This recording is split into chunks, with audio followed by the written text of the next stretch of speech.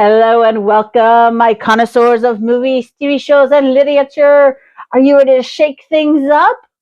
For all my new viewers, welcome. You may call me Luke Garou. You are here to feast on my opinions of all things movie, TV, and book. And so glad times have changed. Or have they really? I love this movie, though I also hate this movie. So you can say, I love to hate this movie. Julia Roberts, Kirsten Dunst, Maggie Gyllenhaal, Julia Stiles, Ginnifer Goodwin, and Marcia Gay Harden all do a fantastic job showing the different views of a woman's role on the world, or in the world, however you want to put it. Topher Grace is a man who would bend over backwards for his woman, while his buddy, played by Jordan Bridges, shows just how cruel society said men were allowed to be, especially to their wives. Don't know what I'm talking about? Or can't remember what it's called? I'm talking about Mona Lisa Smile, which is about a young, idealistic teacher getting hired at Wellesley, a prestigious women's college. Catherine Watson, played by Roberts, is underwhelmed and disappointed to learn that the post-World War II Wellesley was still trying to turn brilliant young women into perfect wives and mothers with no thought for anything outside of her husband's home. Which, hey, if that is the life you want, then that is your choice. Plan it out with your spouse and enjoy. My problem with that is the fact that so many of those stay-at-home wives and mothers became widows and lost their sole form of income when their husbands died, or in Giselle's case, Gyllenhaal, the war had altered her father so much that he divorced her mother, making them social outcasts and leaving them with nothing. Wellesley should have taken the stand to train the girls to get married, have the family, but also work part-time in their chosen field so that if something happened to their husband, the family wouldn't be left with nothing. Betty Warren, later Betty Jones, played by Dunst, was all for women need to be in the home looking after their husbands. Spoilers if you haven't seen this. Giselle tells her that her man Spencer, played by Bridges, was openly having an affair with a blonde and seemed so much happier with his mistress than with her. What rankled Betty is that Joan, Julia Stiles' character, and Tommy, Topher Grace's character, were still actively hugging, kissing, flirting, even after they eloped. While Spencer had turned cold almost as soon as the honeymoon was over. Betty was so miserable in the life that she was preaching that she actively sabotaged Connie, played by Miss Goodwin, relationship with her man for a little bit. Now, someone who hates the system but still very much clings to it is Nancy, played by Harden. You see, Nancy's man went off to war before they were married, and he went and married someone else, leaving Nancy to feel like her only use now was to be a spinster and train the next generation to take her place. One of her lines had a lasting negative effect on Connie. You see, she and Connie were taking care of something. I don't remember what. It's been a little while since I've seen this. And Nancy says that Connie is just like she is, to which you see pain and horror on Connie's face. It's like, I don't want to be like you. I want more than your life. No offense, Nancy, but no. You can see that in Connie's expression when she looks at her. It's like, oh no. That's a horrible existence. Because when Catherine tries to get Nancy to rejoin the world and find a new man, she gets nasty and snippy and basically says, I'm not leaving my television and watching my TV shows. I failed with my one and only, so I'm not going to try again. That's not something we should be teaching anybody. I don't care what age or gender they are. You shouldn't be teaching them if your one and only rejects you, you stop trying to find someone who will make you happy. Now, Mona Lisa's Smile isn't the only bit of media that says women should have no rights, but that which their husbands or patriarchy gives them. It wasn't even a full generation in the wives and mothers in The Handmaid's Tale, which, if you properly read the Bible, many of the serving girls became wives or just mistresses of Jacob, so they didn't need to be locked away and guarded like livestock. But I digress. The Handmaid's Tale's twisted view of the Bible is not what we're talking about here. The wives, the only ones allowed to be care-providing mothers, if not birthing mothers, told the council of stupid, power-hungry, sexually deviant men, most of whom being sterile, that their daughters needed to be taught how to live with reading and writing, which had been banned because it was thought to be too thought-provoking and dissension-causing. It cost the ringleader her pinky because she made her husband look bad by daring to read the Bible at these supposedly religious men. Yeah. Great show, The Handmaid's Tale. Let's go right off and be like them. Not. All the horrific events in the book Flowers in the Attic happened because Corinne was raised as a spoiled brat who deserved more than her husband could afford, so that when he was killed, either going to or coming home from work in a terrible accident, Corinne had to go back home to the stepmother who hated everything about her, and her father who had had a stroke. And stepmother knew that if father saw his granddaughters and how lovely they were, he would have forgiven all of Corinne's sins. The very sin they allowed her to commit by only telling her a half-truth. When they learned who she was going to marry, they said, "You can't marry your uncle." Which Corinne replied, if it's good enough for the nobles of Europe, it was good enough for her. What they didn't tell her was that not only the groom, her father's half-brother, through their father, but Corinne's half-brother through their mom. So Corinne being raised that her only worth was to support her husband had her willfully trying to murder her children so she could get another prestigious marriage, one that stepmother approved of. Ew.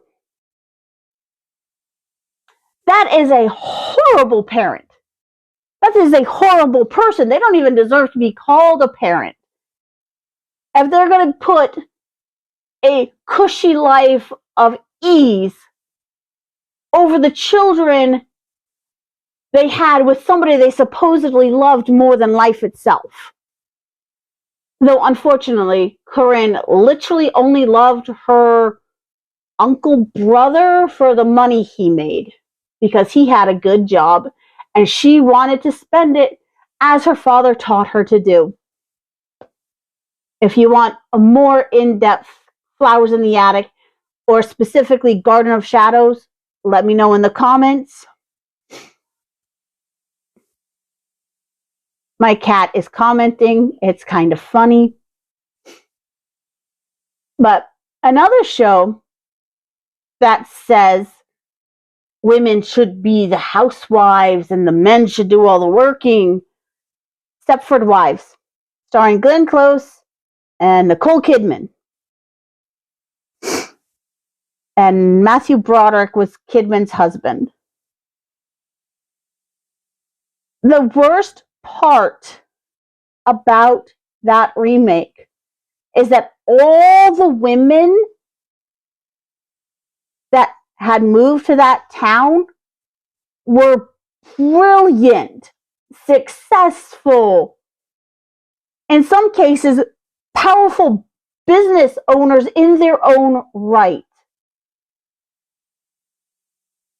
But their husbands were jealous that their wives had all the money, all the power, all the authority. So they went to this little gated community where Glenn's husband convinced all these unhappy men to mechanize or modify via brain implants all these successful women into making them the stay-at-home good little wife husband pleaser.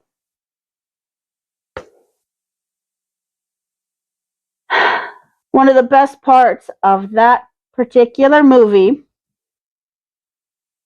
is Nicole asks Matthew, do they say I love you?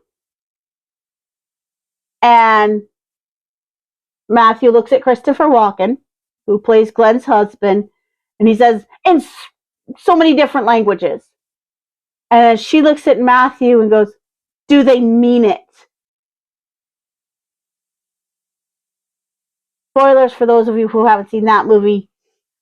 Matthew doesn't change his wife mentally.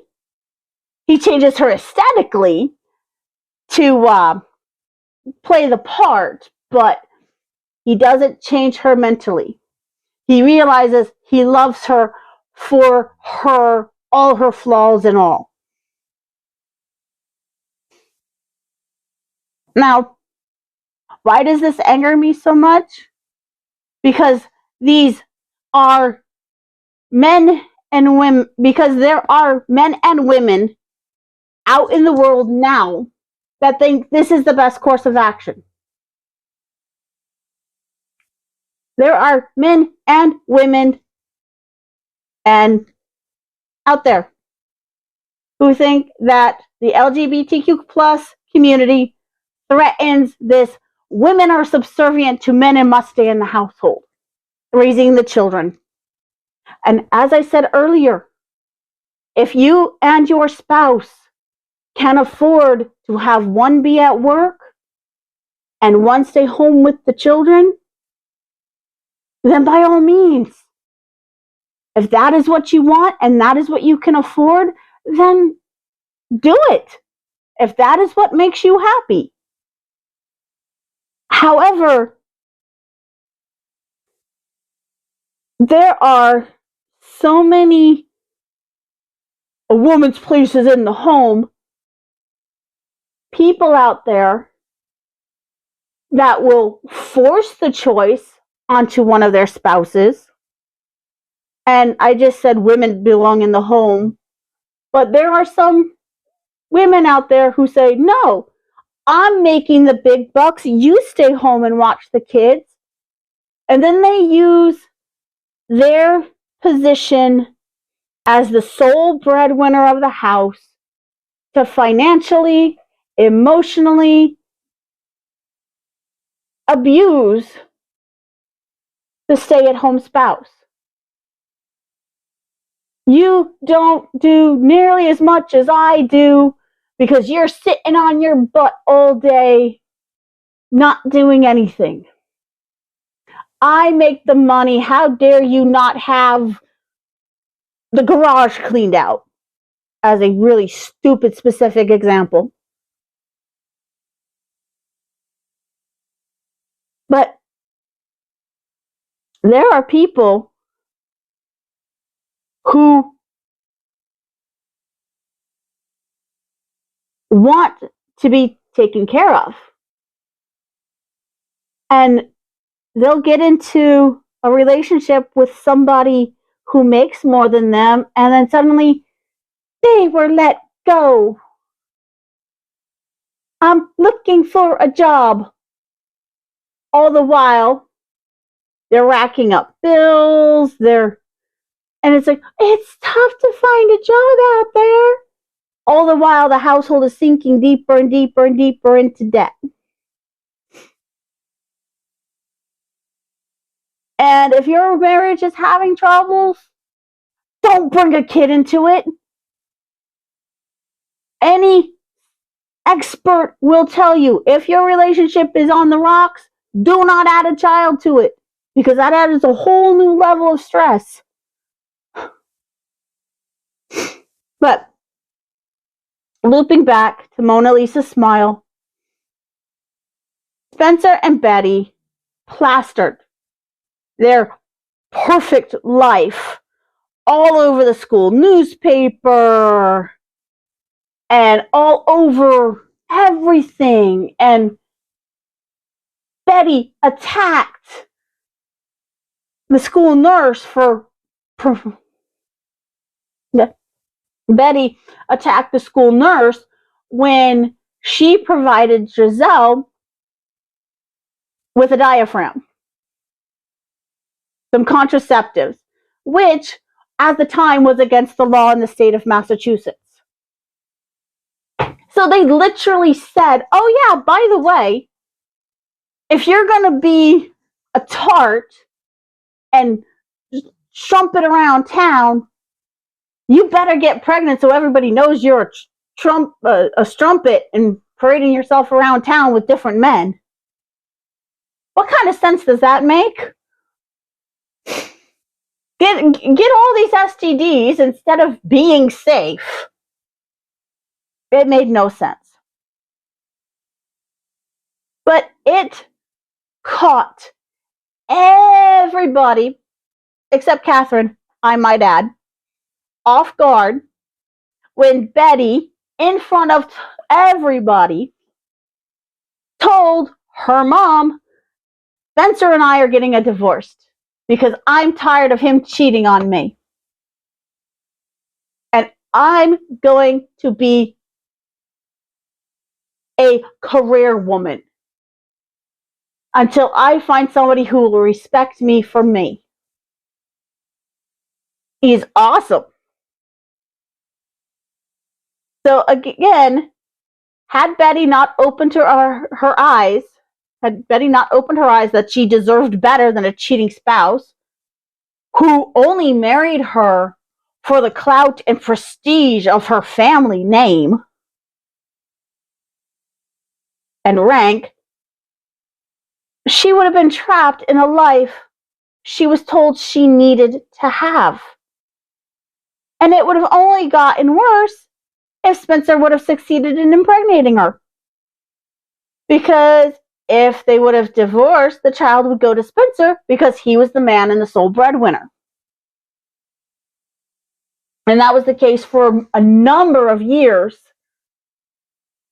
until, I don't remember when, and the court started going, wait a minute, no, the children need to be with their moms unless there's some extenuating circumstance. But there are other counts of sexism that are portrayed in this movie. Bill Dunbar, the Italian professor, played by Dominic West, is well known about the school. Student and teacher alike knows he's shacking up with his female students. You think he gets reprimanded? You think he gets told not to do it? No.